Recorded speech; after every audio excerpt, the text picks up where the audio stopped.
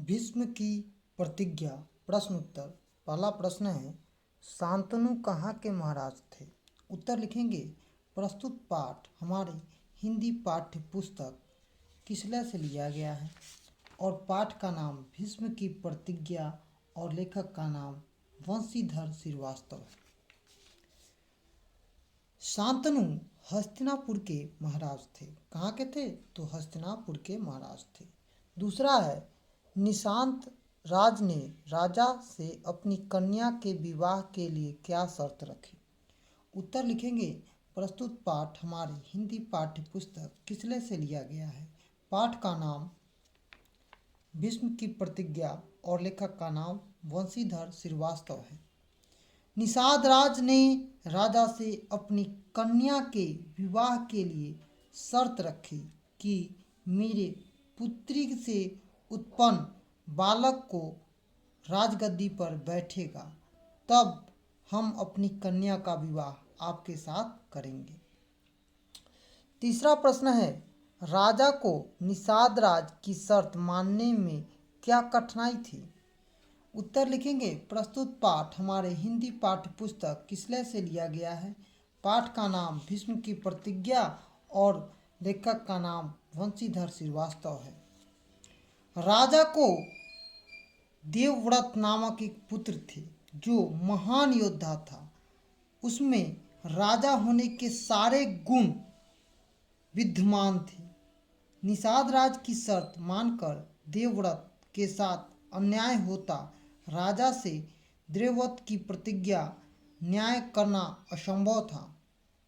यही कठिनाई थी, इसलिए वह क्या हो गए कि शर्त मानने से इनकार कर रहे थे। चौथा प्रश्न है, देवव्रत ने हस्तिनापुर की गद्दी पर नहीं बैठने की प्रतिज्ञा क्यों की? उत्तर लिखेंगे, प्रस्तुत पाठ हमारे हिंदी पाठ्य पुस्तक किसलय से लिया गया है। पाठ का नाम भीष्म की प्रतिज्ञा और लेखक का नाम वंशीधर श्रीवास्तव है। देवव्रत एक महान पितृभक्त थे।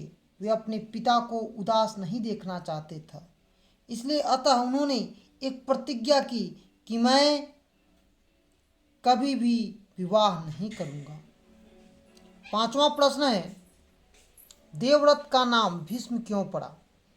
उत्तर लिखेंगे, प्रस्तुत पाठ हमारे हिंदी पाठ्य पुस्तक किसलय से ले गया है और पाठ का नाम भीष्म की प्रतिज्ञा, लेखक का नाम वंशीधर श्रीवास्तव।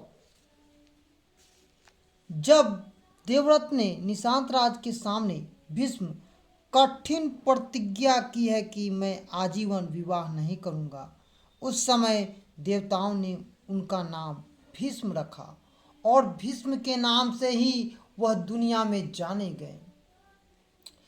देवव्रत। छठा प्रश्न है, देवव्रत ने दशराज की शर्त क्यों मान ली? इस कथन के आगे सही का निशान लगाएं। तो कौन सा है? वह राजा नहीं होना चाहते थे, ये गलत है। उसने निशांत राज को प्रसन्न करना था, ये भी सही नहीं है। वह ब्रह्मचारी बनकर यश कमाना चाहते थे, नहीं। वह अपने लिखेंगे घ। ठीक है, अब यहाँ पर हमको मिलान करना है। तो हस्तिनापुर के कौन थे? तो हस्तिनापुर के सम्राट। यहाँ पर ये जो है पहला ई से मिल गया और दूसरा है भीष्म। भीष्म क्या था? तो भीष्म युवराज था। कहाँ का युवराज था? ये हो जाएगा सम्राट और ये हो जाएगा युवराज। भीष्म ये ऐसे आ गया और ये ऐसे हो गया। ठीक है, अब चलते हैं दशरथ, निषादों का राजा। यहाँ पर निषादों का राजा और सत्यवती हस्तिनापुर दशरथ की पुत्री। अब पाठ के आगे वाला देखेंगे, अगर आप भीष्म की जगह होते तो क्या करते?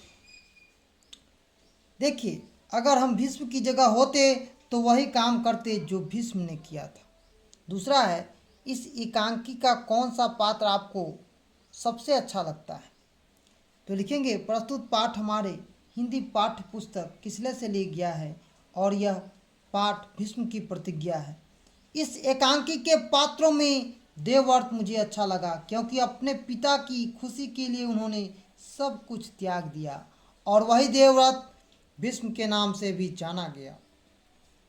तीसरा प्रश्न है, हस्तिनापुर को वर्तमान में क्या कहा जाता है?